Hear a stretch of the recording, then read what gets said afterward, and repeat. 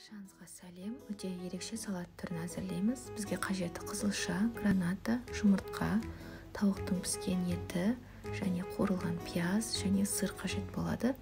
Алдымен майонездің көмегімен ыдысымызға осылай қажетті керек формамызды жасап аламыз.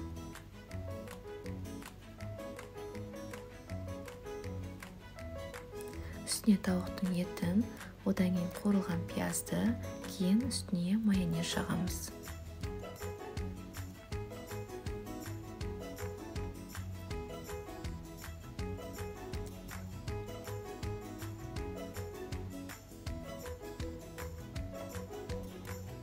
Жұмыртқаны саламыз, кейін үстіне майонез, қажет болса тұз себеміз.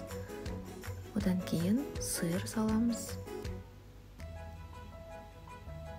Кейін үстіне кішкене майонез жағып, қызылшаны саламыз, кейін бетіне гранатаны қоямыз. Жасап көріңіздер, өте дәмді болып шығады.